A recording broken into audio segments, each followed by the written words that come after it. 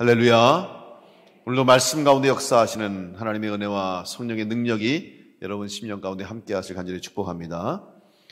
오늘도 또 영상으로 예배드리는 여러분들 자리와 가정 가운데도 같은 은혜가 있길 간절히 바랍니다. 이번 10월 종교개혁의 달을 맞이해서 복음이라고 하는 주제를 가지고 말씀을 나누고 있습니다. 지난주에는 복음은 생명입니다 라는 제목으로 우리는 이 복음을 소유한 사람으로 우리 가운데 새롭게 하시는, 또 살리시고 구원해 주시는 예수 그리스도 십자가의 복음이 있음을 함께 생각했습니다. 이제 우리는 더 이상 죄와 사망의 법 아래 놓여 있는 존재가 아니라 이제는 생명의 성령의 법 아래 놓인 자로 구원받은 성도로 자유를 얻고 또 생명을 소유한 자로 살아가고 있습니다.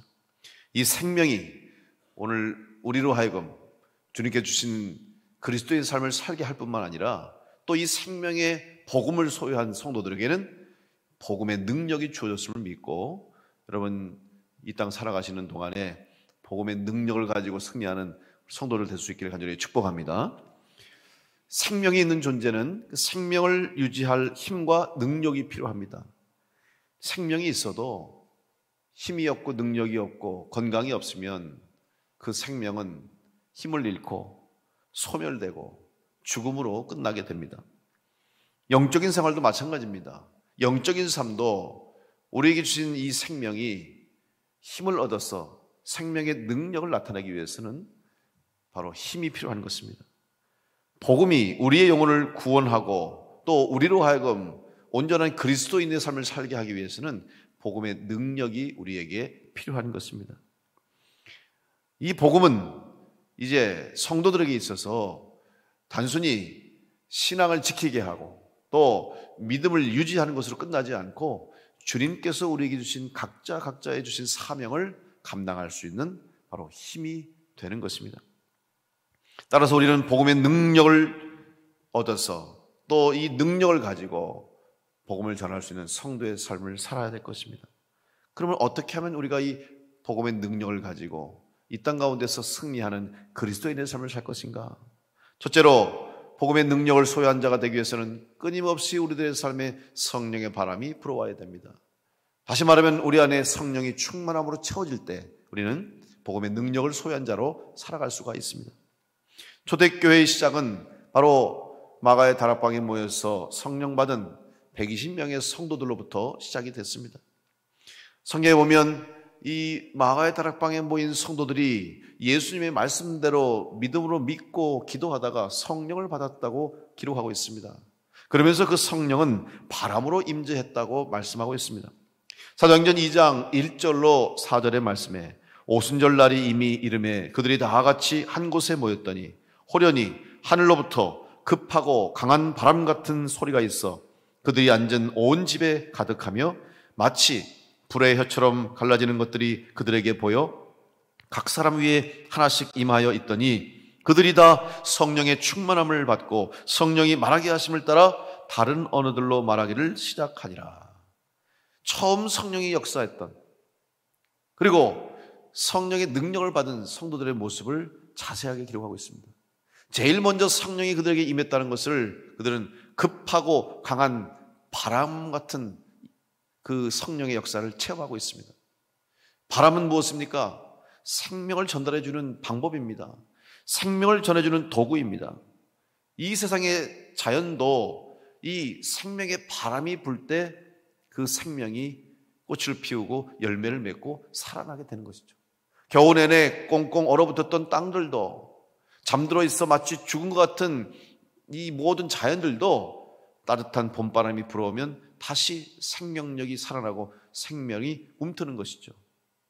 마찬가지입니다. 오늘 우리의 신앙이 살아있는 능력 있는 복음의 능력을 소유한 성도로 살아가기 위해서는 우리를 살리는 성령의 바람, 하나님의 영이 우리 가운데 늘 충만할 때 우리는 살아있는 그리스도인으로 살아있는 영적인 존재로 성령 충만한 성도로 복음의 능력을 가지고 살아가게 될 줄로 믿습니다. 여러분 삶 가운데, 가정 가운데, 심령 가운데 이 성령의 바람이 끊임없이 불어옴으로 성령 충만한 성도로 살아갈 수 있기를 간절히 축복합니다. 성령이 우리의 심령을 채울 때 우리는 능력 있는 성도가 되는 것입니다. 그때 부흥의 역사가 일어나는 거예요. 초대교회 120명의 성도로 시작했지만 그들이 흩어져서 복음을 전할 때 똑같은 성령의 역사가 일어날 때 부흥의 역사가 일어났어요. 우리는 일반적으로 부흥을 이야기하면 수적 증가 또 외적인 성장을 생각할 때가 많습니다. 맞습니다. 부흥하면 외적으로 성장하고 수적으로 증가하는 것이 당연한 결과입니다. 그러나 그 수적인 증가, 외적인 변화는 먼저 한 사람의 심령 속에 또 그 땅 위에 그 자리에 성령의 역사함으로 새 생명의 역사가 일어남으로 부흥이 주어지는 결과가 된 것이죠. 부흥의 목적이 외적 성장, 수적 부흥에만 있는 것은 아닙니다. 먼저 그 안에 다시 살아나는 역사가 일어나야 되는 것이죠. 바로 그것이 성령의 역사요, 하나님의 영이 임할 때 일어나는 사건입니다. 부흥이라는 단어를 영어로 revival이라고 얘기합니다. 여기서 revival은 두 개의 단어로 되어 있죠. 앞에 re라고 하는 것은 re는 접두어로 다시라는 뜻이에요. 한 번 더 다시. 그리고 바이블이 뭡니까? 바이블이라고 하는 것은 이 바이브는 바로 생명력, 살아있는, 그리고 다시 소성하게 하는 그런 의미를 가지고 있어요. 그러면 결국 부흥이라고 하는 것은 우리의 심령이 다시 살아나는 것이요, 죽어있는 곳에 다시 생명력이 임하는 것이고 메말라버린 땅에 다시 소성케 하시는 하나님의 능력이 임하는 것을 의미하기 때문에 우리가 이 땅 가운데서 복음의 능력을 가진 성도로 살아있는 교회와 성도가 되기 위해서는 다시 우리의 심령, 내가 살아나고 내 안에 영이 다시 살아나고 우리 교회가 다시 성령으로 충만해지고 여러분의 믿음과 삶이 하나님의 영으로 충만할 때 부흥의 역사, 새롭게 하시는 역사, 채우시는 역사가 있게 될 줄로 믿습니다. 따라서 우리는 늘 성령을 갈망하고 성령을 사모하고 또 내 심령 속에 성령이 채워줄 수 있도록 늘 성령을 간절히 바라고 구하는 삶을 살아야 됩니다. 두 번째, 우리가 복음의 능력을 가진 성도와 교회가 되기 위해서는 성령의 바람이 불어올 뿐만 아니라 성령 충만한 성도가 되어서 복음 전하는 전도자로서의 헌신이 뒤따라야 됩니다. 복음의 능력을 얻는다고 하는 것은 누군가 우리에게 복음이 전해졌기 때문에 가능할 수 있습니다. 만약 우리가 복음을 듣지 못했다면 구원받을 수도 없었겠죠. 복음을 들었기 때문에 믿었고 복음을 들었으므로 구원을 얻었고 복음을 들었기 때문에 성령을 받고 능력을 받고 은사를 받고 사명을 받은 것입니다. 복음이 먼저 우리 가운데 임했어요. 누군가가 복음을 전해줬습니다. 전도자가 있었기 때문에, 복음 전하는 자가 있었기 때문에 우리가 복음을 듣고 구원받은 성도로 살아가고 있는 것입니다. 전하는 자가 없으면 들을 수가 없는 것입니다. 따라서 오늘 우리 교회와 성도는 복음을 전하는 자의 사명을 가지고 살아가야 되는 겁니다. 데살로니가전서 2장 1절로 4절에 사도 바울은 말합니다. 형제들아, 우리가 너희 가운데 들어가는 것이 헛되지 않은 줄을 너희가 친히 아나니 너희가 아는 바와 같이 우리가 먼저 빌립보에서 고난과 능욕을 당하였으나 우리 하나님을 힘입어 많은 싸움 중에 하나님의 복음을 너희에게 전하였노라.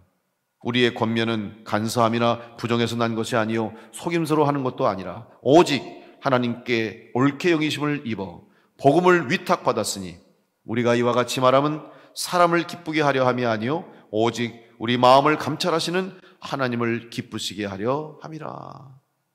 분명히 말합니다. 복음을 전하는 것은 하나님을 기쁘시게 하는 일이요, 하나님께서 우리에게 주신 사명이기 때문에 우리는 복음 전하는 전도자로서의 삶을 살아간다고 하는 것이죠. 교회의 사명이 무엇입니까? 성도의 사명이 무엇입니까? 바로 복음을 전하는 일입니다. 복음이 전해지는 곳에 성령의 역사하고 성령의 능력이 나타납니다. 그리고 그 능력은 열매로 맺혀지는 것입니다. 그 열매가 바로 영혼 구원의 열매요, 또한 사람에게 복음의 능력이 전해지는 것입니다. 한 사람이 변하면 그 사람으로 말미암아 그 가정이 변하고 그 주변의 사람들이 변하고 그가 있는 일터가 변하고 그가 살아가는 땅이 변하게 되는 거죠. 한 영혼이 변함으로, 한 사람이 변함으로 놀라운 복음의 능력이 증거되는 것이죠. 오늘 우리 대한민국이 이렇게 수많은 교회들이 이 땅에 세워질 수 있었던 것, 수많은 성도들이 우리 대한민국의 나라를 위해서 기도하고 온 세계 열방을 향해서 복음의 능력을 증거할 수 있었던 것은 바로 한 사람 누군가가 이 땅에 와서 복음을 전했습니다. 여러분, 그 사람이 누굽니까? 우리랑은 아무 상관없어요. 같은 민족도 아니요, 같은 가족도 아니고, 우리랑 인연이 있는 것도 아니고, 무슨 연관이 있는 것도 아니에요.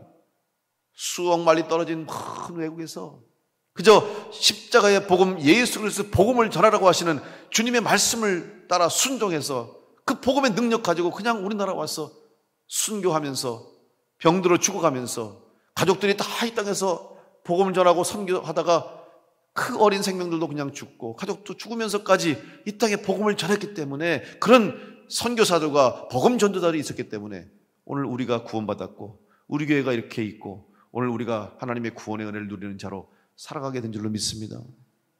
그렇다면 오늘 우리도 누군가에게 이 복음을 전하는 전도자의 삶을 살아야 됩니다. 그것이 바로 주님이 원하시는 일이고 하나님이 기대하시는 일입니다. 여러분, 기도할 때마다 먼저 우리 교회가 세워진 이곳에 여러분 충주를 위해서 기도하시기 바랍니다. 충주의 많은 영혼들, 아직도 하나님을 알지 못하고 구원받지 못한, 복음을 듣지 못한 영혼들을 위해서 기도하시고 그들에게 복음을 증거하는 우리 교회와 성도가 되어야 할 것입니다. 그리고 대한민국을 위해서 기도해야겠죠. 우리나라가 이 마지막 시대에 쓰임받는 나라, 하나님의 뜻에 합당하게 바로 서는 나라, 그리고 하나님의 도구가 돼서 세계 열방을 향해서 복음 전하는 나라 될 수 있도록 우리 나라를 위해서 또 우리 국민들을 위해서도 여러분 기도해야 돼요. 그리고 더 나아가서 주님께서 우리에게 부탁하신 땅끝까지 이르러 내 증인되라고 하신 그 말씀을 붙잡고 세계 열방을 향해서 복음을 전하고 선교하는 교회가 되어야 할 줄로 믿습니다. 저는 이번 복음에 관한 말씀을 준비하면서 먼저 제 자신을 돌아보는 시간을 가졌습니다. 복음이 우리 신앙의 기초요, 기본이요, 또 나는 목사로서 목회의 가장 기본이요, 중심이 되는데 나는 정말 이 복음을 가지고 목회하고 있는가? 또 이 복음에 합당한 삶을 살고 있는가? 우리 교회가 정말 복음 위에 세워진 교회인가? 돌아보게 됐어요. 제가 우리 교회 담임 목사로 목회한 지 올해가 14년째가 됩니다. 한번 생각해 봤어요. 설교 말씀을 준비하면서 내가 14년 동안 담임 목사로서 우리 교회 목회를 하면서 여러분과 함께 교회를 섬기고 목회하면서 정말 복음을 위해서, 이 복음을 전하기 위해서 목회하고 우리 교회가 그 일을 감당했는가? 감사하게도 우리 교회가 그 일을 많이 해왔던 것 같아요. 자화자찬이 아니라 한번 돌아봤어요. 결국 제 목회의 중심은 선교 중심에, 또 선교가 모든 목회 중심이요, 우리 사역의 중심인데, 여러분 선교라고 하는 것은 폭이 넓습니다. 어떤 한 부분이 아니라 교회에 어떻게 보면 생명과도 같고 교회의 존재 이유와도 같은 건 아닙니까? 선택이 아닙니다. 해도 되고 안 해도 되는 문제가 아닙니다. 반드시 해야 할 일이요, 책임이요, 의무요, 주님의 부탁이요, 명령이기 때문에 선교하는 거예요. 단순히 전도하는 것이 선교가 아니에요. 단순히 교회를 세우고 해외에 복음을 전하는 것만 선교가 아니에요. 물론 그것이 가장 중요한 부분이기도 합니다만은 결국 선교라는 이 큰 주님의 지상 명령 속에 모든 게 다 들어가 있어요. 교회의 사명이 거기 다 포함되어 있다고 하는 거죠. 특별히 선교를 하면서 우리 교회가 국내외적으로도 말할 것 없고 해외를 향해서도 많은 선교를 했어요. 한번 정리를 제가 해보니까 그동안 우리가 해외에 세운 교회가 건축하고 9개 교회를 봉헌했더라고요. 제가 부임하고 나서 제일 먼저 2010년도에 몽골에 선교를 갔어요. 그래서 의료봉사, 또 교회학교 봉사, 그래서 몽골 어린양교회 울란바토르에 가서 거기에 몽골인 교회를 섬기면서 선교를 시작했어요. 그리고 2012년도에 네팔의 기도교회를 건축했습니다. 15년도에 말레이시아 바투 14교회, 18년도에는 치앙라이 태국의 루암상생 은혜교회, 2019년도에는 교회 창립 60주년 기념으로 과테말라의 예루살렘 교회를 건축했습니다.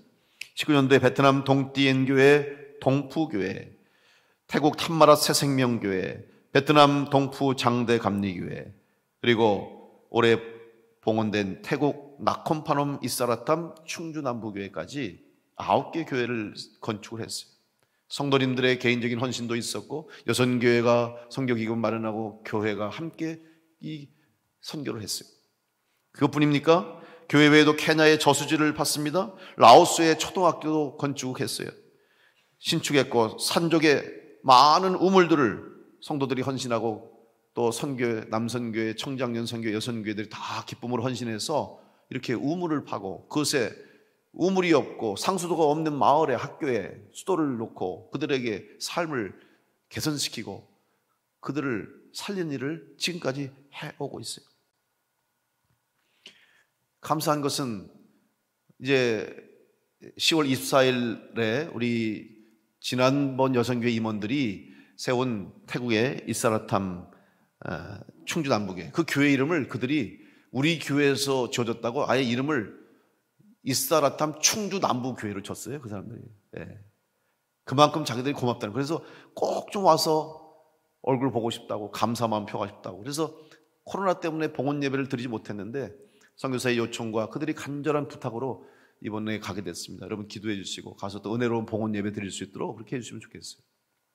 사실 코로나 때문에 제일 많이 가장 큰 어려움을 겪고 있는 분들이 선교사님들이잖아요. 왜? 교회가 코로나 때문에 어려워졌어요. 예산이 많이 줄었습니다. 어떤 교회는 심지어 예산의 절반이 줄고 더 심각한 것은 많은 교회들이 문을 닫고 많은 교회가 사라졌어요. 어떤 통계 보니까 우리나라 큰 교단 중에 하나인 장로교는 교회가 얼마나 많이 없어졌는지 우리 충북연회만큼의 교회가 없어졌대요. 수백 개, 수천 개 교회가 지금 없어졌어요. 그만큼 어려워요. 그러니 당연히 교회 예산이 주니까 선교사를 지원하는 선교비가 줄고 선교비가 중단되니까 선교사님들이 다 돌아오고 나오고 어쩔 수 없이 너무 힘들잖아요. 근데 여러분 우리가 뭘 했어요? 지난 2년 동안 우리 교회에서 그렇게 어려움을 당하는 선교사님들을 위해서 우리가 헌금했고 도와줬잖아요. 여러분 기억하시죠? 선교지에서 나와서 갈 곳 없어서 거처가 없는 분들을 위해서 우리가 그분들에게 도움을 줬어요. 선교비를 지원해드렸고 또 초청해서 위로해드렸고 힘내시라고 버텨내라고 격려했어요. 저희 교회는 코로나 기간 동안에 여러분 오히려 선교비를 더 많이 쓴 교회가 됐어요. 그리고 그동안 해오던 선교비 지출을 하나도 줄이지 않았어요. 오히려 증가했어요. 저는 그렇게 생각합니다. 차라리 우리가 못 쓰고 우리가 덜 쓰고 우리가 어렵더라도 절대로 선교하는 일에는 손대지 말자. 그래서 제가 우리 재무장님하고도 그런 생각이에요. 선교비는 손대지 맙시다. 절대로. 그래서 우리는 선교하는 거에 하나도 줄지 않고 오히려 더 많은 선교를 이 어려운 때에 했다는 게 얼마나 감사한지 몰라요. 여러분들이 협력해 주시고 여러분들이 기뻐해 주셔서 그래서 우리 지방에 또 어려운 선교사 우리 목사님들 위해서도 우리가 동행 플러스 통해서 얼마나 잘 섬겼어요. 그들이 감동을 받았어요. 그들이 힘을 내요. 힘들고 어려운 목회 환경 속에서도 용기를 내고 있어요. 우리 교회가 이런 일을 하고 있습니다. 이번에 라오스에 우리가 잘 아는 이준상 선교사님이 이 드림스쿨 그 학교를 라오스에 운영하고 있습니다. 여러분 라오스는 여러분이 아시는 것처럼 선교가 허락되지 않은 땅입니다. 수도인 비엔티엔 그 주변은 형식적으로 교회가 세워지고 선교가 가능한 지역이지만 그 외에 대부분의 모든 지방은 선교할 수 없어요. 선교하면 추방당하고 박해가 있는 곳이에요. 이 선교사님이 있는 곳은 라오스 맨 밑쪽에 그리고 태국의 맨 위쪽 북쪽 경계에 우리가 흔히 골든 트라이앵글이라고 해서 마약 생산지대입니다. 아편이 수백만 통씩 생산돼가지고 세계로 나가는 그런 곳이에요. 그 선교사님 있는 지역도 마약 중독자들이 얼마나 많은지 그냥 자연스럽게 마약을 그냥 생활을 하는 거죠. 그곳에 가서 선교하려고 먼저 조그마한 학원을 시작했어요. 유치원을 시작했어요. 그리고 그 아이들을 눈물로 기도하고 가르쳐서 아이들이 달라졌어요. 그래서 초등학교가 세워졌습니다. 초등학교를 이제 운영하면서 아이들을 잘 길러서 그 아이들이 공부도 잘하고 아이들이 눈이 살아나고 인성이 바라지고 변화가 일어났어요. 그러니까 그걸 보는 부모들이 놀라는 거예요. 내 아이가 이렇게 달라졌지? 우리 아이가 왜 이렇게 이상해졌지? 그러면서 부모들도 관심을 가지면서 부모들의 삶도 달라지기 시작했고 한 사람 한 사람 그들의 삶이 변화지기 시작하는 거예요. 그래서 초등학교가 세워졌는데 초등학교 6학년까지 다 자랐어요. 중학교를 가야 되는데 일반 중학교로 다시 돌아가자니 그 아이들도 안타깝고 부모들도 안타까워서 선교사님이 중학교를 세워야 되거든. 근데 부지가 있어야 되니. 그러던 중에 어머님이 젊은 나이에 혼자 돼서 아들을 그렇게 길러서 선교사가 됐는데 어머님이 암으로 돌아가시게 됐어요. 몇 년 전에. 그러면서 자기가 유산으로 그 아들에게, 선교사에게 1억을 남겨줬더라고요. 왜냐하면 선교사가 여러분 일생 선교하다가 노후를 보장받지 못한 경우가 많아요. 그러니까 이걸 잘 가지고 있다가 자식들하고 손주 손녀들하고 노후에 잘 쓰라고 그렇게 그걸 받았어요. 저도 그 얘기를 듣고 그랬어요. 이 선교사 그거 잘 가지고 있어. 그래서 나중에 은퇴하고 선교사 마무리하면 그때 그걸 가지고 써야지. 절대 손대지 말라고 신신당부를 했어요. 그런데 아니나 다를까 그거 받고 얼마 안 돼서 그냥 바로 땅을 사버렸어요. 중학교 짓겠다고.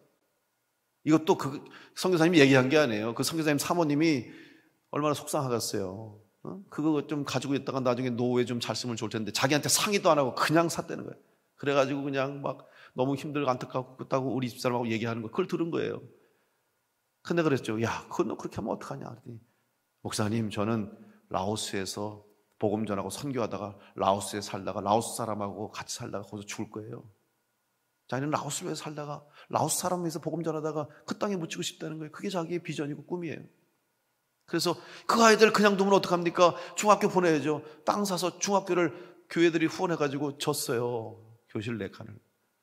근데 얼마 전에 전화하는데 마음이 근심이 가득 돼서 사실 그 선교사님이 저하고 잘 마음을 터놓고 지내는 사이지만 웬만하면 어렵다는 얘기 안 해요. 힘들어도 힘들다는 얘기 안 하고 그리고 도움 달라는 요청 안 해요. 제가 오히려 뭐 도와줄 일 없냐, 우리 선교비 이렇게 했는데 어떻게 쓸까 이렇게 묻지 나한테 이거 해주세요 저거 해주세요 한 번도 그런 적이 없는데 이번에는 얘기하다가 걱정이 있다는 거죠. 무슨 걱정이냐 그랬더니 이제 중학교 애들이 졸업하는데 그 아이들 또 고등학교로 보내야 되는데 고등학교 칠 형편이 안 된다.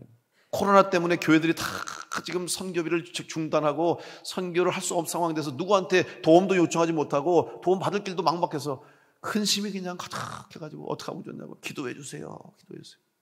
너무 마음이 무겁더라고요. 그래서 어떡할까? 도울 방법이 없고 얼마나 예산이 드냐? 그랬더니 교실 한 칸 짓는데 3천만 원 드는데 최소한 교실 4개가 있어야 돼요. 고등학교 하려면.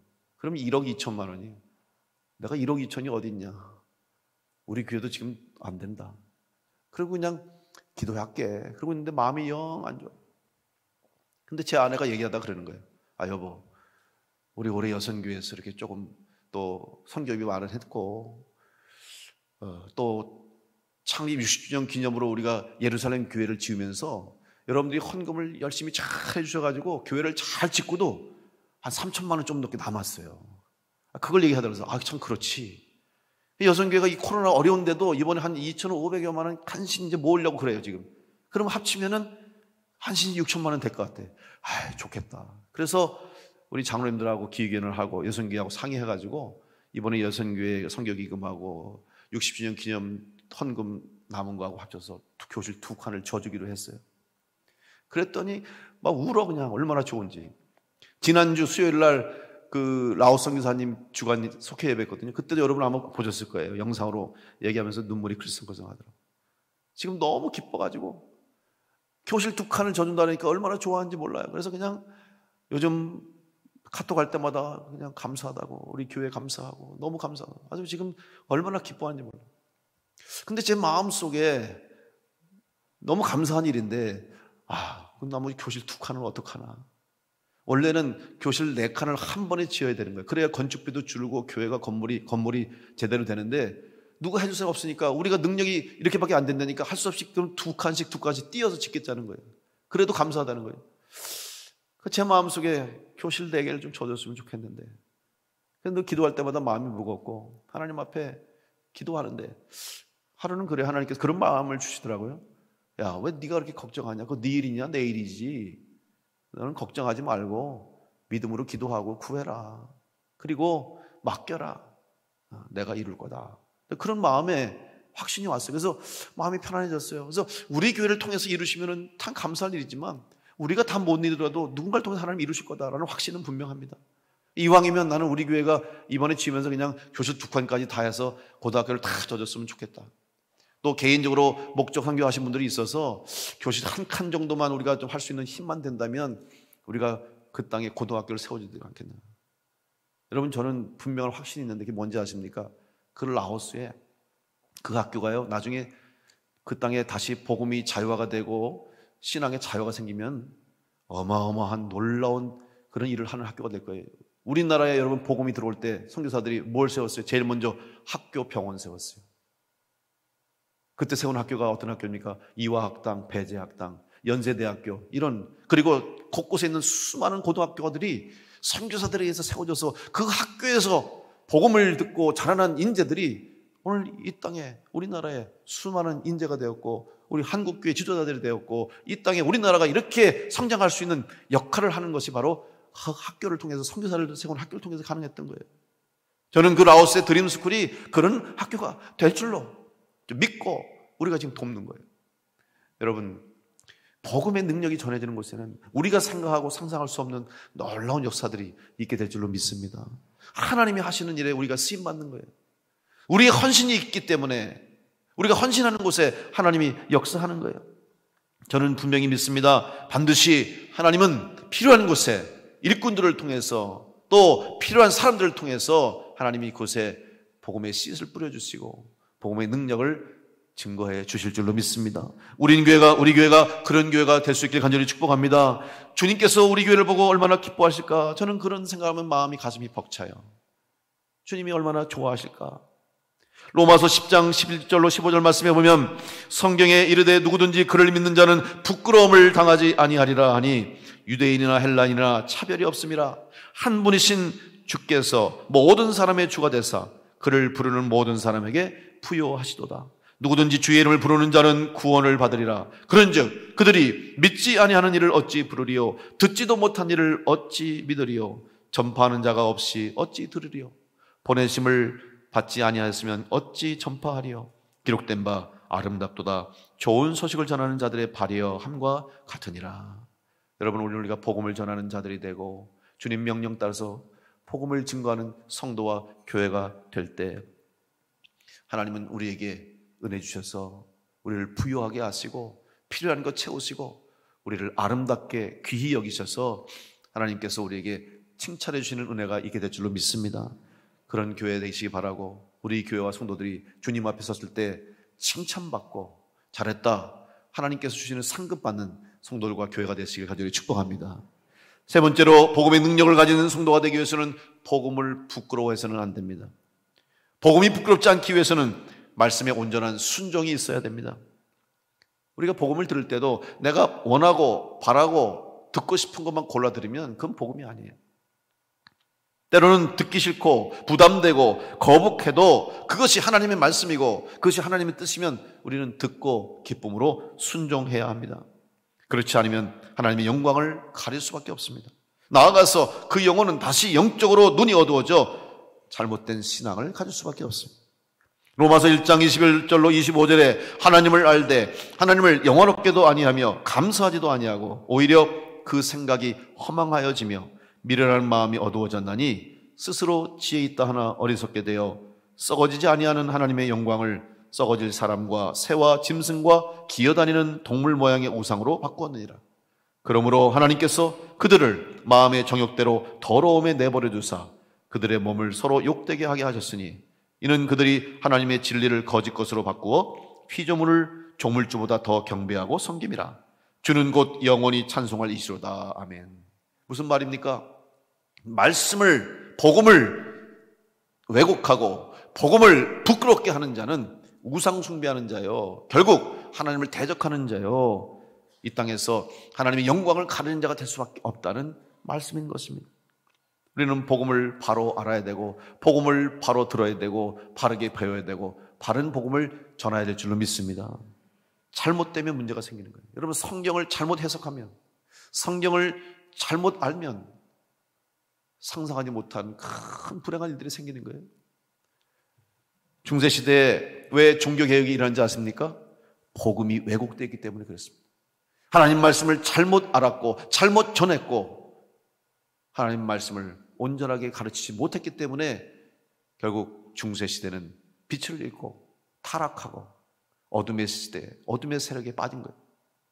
그때 바로 개혁을 일으키면서 했던 일이 성경을 번역하면서 바르게 성경을 가르치고 바른 하나님의 말씀을 전할 때에 프로테스탄트 개신교가 시작되고 이 땅에 복음의 빛이 비추게 된 것입니다. 1516년에 에라스무스는 네덜란드에 출생한 신학자요, 수사요, 사제로서 그가 성경을 번역했어요. 당시의 성경은 히브리어 헬라어 원전과 제롬이 번역했던 불가타 성경밖에 없었어요. 근데 이 에라스무스가 성경을 다시 원어를 가지고 그리스어, 라틴어 대역 성경을 번역했어요. 근데 이것이 나중에 마틴 루터가 이 성경을 기초로 해서 다시 성경을 번역하는 그런 계기가 된 그런 성경을 번역하신 분이에요. 근데 이분이 성경을 번역하다 보니까 얼마나 많은 오류가 있다는 것을 알게 된 거예요. 그 오류를 많이 가지고 있던 불가타 성경이 당시에 로마 카톨릭 교회에서 쓰여졌기 때문에 성경을 오해하고 또 성경을 바르게 가르치지 못했던 일이 될 수 있었던 것이죠. 한 가지 한번 예를 들어볼까요? 여러분, 중세시대에는 많은 예술작품들이 성경의 사건이나 또 성경의 인물들을 기록하고 있어요. 그림으로도 남겨져 있고 조각품으로 남겨져 있어요. 그 중에서 세계 최고의 조각가라고 하는 미켈란젤로가 모세상을 대리석으로 잘 만들었어요. 멋있지 않습니까? 십계명 두 돌판을 신에서 받아오고 있는 그 모세를 아주 그냥 멋있게 조각했어요. 실제로 가보면요, 저 대리석이 말이죠, 걸쳐진 천이 막 흘러내릴 것 같아요. 진짜 천보다 더 저렇게 아주 얼마나 묘시를, 또 돌을 가지고 말이죠, 대리석을 그렇게 기가 막힌 조각을 했어요. 근데 그 모세 한번 얼굴을 비춰보세요. 잘 보세요. 자, 모세 머리에 뭐가 있어요? 저거 뭡니까? 예, 뿔이 2개 그려져요. 뿔이. 아니, 그 위대한 이스라엘의 지도자인 모세에게 왜 저 뿔을 2개 그렸을까? 저는 저걸 보면서 좀 많이 생각했어요. 처음에는 혹시 미켈란젤로가 모세가 성격이 다혈질이고 성격이 그러니까 저 성격을 표현하려고 뿔을 2개 그렸나? 아니면 하나님 말씀을 불순종해서 그가 결국 가나안 땅에 못 들어갔으니까 그가 불순종하는 그 순간에 그의 마음속에 사단이 들어온 것을 표현하려고 뿔 2개를 그렸는가? 내 혼자 그냥 소설을 쓰고 막 그냥 상상 나를 펼친 거죠. 근데 여러분, 이유가 뭔지 아십니까? 성경에 있었어요. 모세를 표현한 이 성경에 보면 출애굽기 34장 29절 말씀에 모세가 그 증거의 2판을 모세의 손에 들고 시내산에서 내려오니 그 산에서 내려올 때 모세는 자기가 여호와와 말하였으므로 말미암아 얼굴 피부에 광채가 나나 깨닫지 못하였더라. 이 말씀이 있거든요. 시내산에서 하나님 말씀을 받고 그 얼굴에 광채가 나서 내려오는 거예요. 그런데 이 얼굴에 광채가 나다라고 하는 이 단어가 히브리어 단어로 카란이라고 하는 단어예요. 그런데 이 카란이라고 하는 단어의 어근이 되는 단어가 2가지 뜻을 가지고 있어요. 하나는 빛을 내다, 광채를 내다, 또 하나는 뿔이 나다. 그러니까 이거를 광채를 나다라고 번역을 해야 되는데 이 단어 사실 히브리어는 또 모음이 없어요, 잘. 그래서 나중에 붙이긴 했는데 그러니까 똑같으니까 이걸 광채를 나다고 안 쓰고 뿔이 나다라고 쓴 거예요. 그러니까 모세가 뿔이 난 거지. 여러분, 성경을 하나만 잘못 해석해도, 단어 하나만 잘못 번역해도 이런 엉뚱한 일이 생겨요. 그래서 그 당시에 실제로 많은 사람들이 유태인들은 모세를 비롯해서 유태인들은 다 머리에 뿔난 사람으로 생각했대요. 성경 하나 잘못 번역했더니.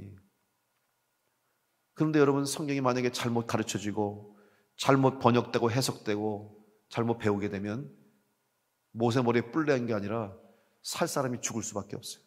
여러분, 이단이 왜 생깁니까? 이단의 출발이 뭐예요? 다 성경 해석의 오류, 성경을 자기 마음대로 해석한 거예요. 이단 만든 이단 교주들이 뭐예요? 다 성경을 자기 마음대로 해석한 거예요. 결론이 뭐예요? 자기가 구세주고 자기가 보혜사고 자기가 성령이래. 지가 하나님이래요. 누구 마음대로? 다 자기 마음대로 성경 해석한 거예요. 여러분, 이단의 끝이 뭐예요? 결국 그거예요. 성경 공부한다고 그러죠. 어떨 때는 이단이 성경 공부하면 기가 막히게 재미있게 가르쳐요. 아주 딱딱 떨어져요. 우리가 몰랐던 거 아는 것 같이 그냥 갑자기 눈이 뻑 터지는 것 같아. 안 보이던 게 보여지는 것 같고 말이죠. 기가 막히죠. 마지막 결론은 그래서 나를 믿으라는 거예요. 교주를 믿으라는 거예요. 사람들을 망하게 하는 거예요. 눈을 멀게 만들어요. 복음을 왜곡시키고 복음을 잘못 가르치고 복음을 잘못 배워서 결국 한 사람의 영혼이, 아니 그 사람으로 말미암아 수많은 영혼과 가정들이 지금 어려움을 겪고 시험에 빠져서 방황하게 만들어요. 오늘 우리는 이 복음의 능력을 가진 성도로 복음을 부끄럽게 하지 말아야 될 줄로 믿습니다. 우리 교회가 이 땅에 온전한 복음을 전하는 교회로 바로 서길 간절히 축복합니다. 그러기 위해서는 먼저 여러분이 온전히 복음 안에 바로 선 성도가 되고 오직 십자가의 복음, 예수 그리스도의 복음으로 말미암아 여러분이 이 땅 가운데서 하나님 앞에 바로 서고 예수 그리스도 주님께 주시는 은혜를 따라서 성령의 충만함을 따라서 복음을 전하는 복음의 능력을 소유한 성도가 될 때 주님께서 우리 교회를 통해서 여러분 통해서 기뻐하시는 놀라운 일들이 일어나게 될 줄로 믿습니다. 복음은 생명의 복음입니다. 또한 복음은 능력의 복음입니다. 복음은 세상을 구원하고 영혼을 살립니다.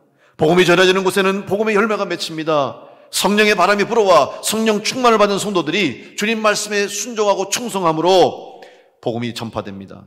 그리고 우리는 그 사명을 감당함으로 끝까지 주님 부르시는 그날까지, 주님 앞에 서는 그날까지 복음의 증인되어 살아갈 때 주님은 우리를 기뻐하시고 우리에게 칭찬해 주시고 마지막 날 심판의 자리가 아니라 영광의 자리에, 승리의 자리에 우리를 기뻐해 주시고 안아주시고 하나님 나라에 다 들어가 영광 돌리는 성도로 승리하게 될 줄로 믿습니다. 이 믿음 가지고 복음의 능력으로 다시 한번 새로워져서 복음을 전하고 영혼을 구원하고 땅끝까지 복음 전하는 우리 충주남부 교회와 온 성도들 될 수 있기를 간절히 축원합니다. 기도하겠습니다.